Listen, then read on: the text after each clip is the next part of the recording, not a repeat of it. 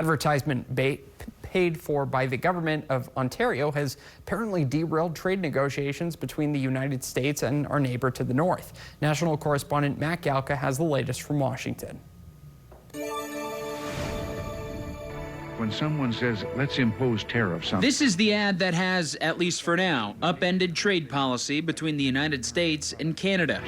It uses the words of President Ronald Reagan from 1987, when Reagan was criticizing the impacts of tariffs. Trade barriers hurt every American worker and consumer. The ad was purchased by the government of Ontario to run on major U.S. networks, apparently enraging President Trump. The president imposed a 35% tariff on Canadian goods earlier this summer, and he called the new Canadian ad fake in a Truth Social post late Thursday night, also announcing all trade negotiations with Canada are hereby terminated. The Ronald Reagan Presidential Foundation said the ad misrepresented what Reagan was saying at the time and encouraged people to watch the full speech while stating they were reviewing legal options. By Friday afternoon, Ontario Premier Doug Ford announced that he'd pull the ad from the air on Monday, after it's likely to air during World Series games over the weekend.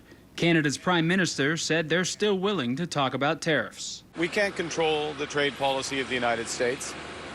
We recognize that that policy has fundamentally changed. A lot of progress has been made.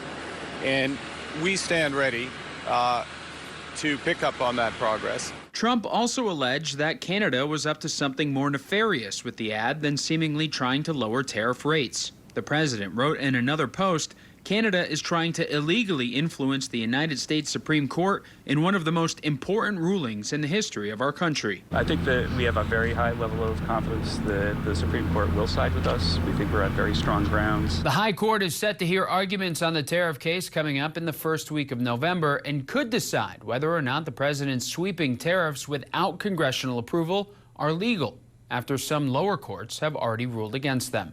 Reporting in Washington, I'm Matt Galka.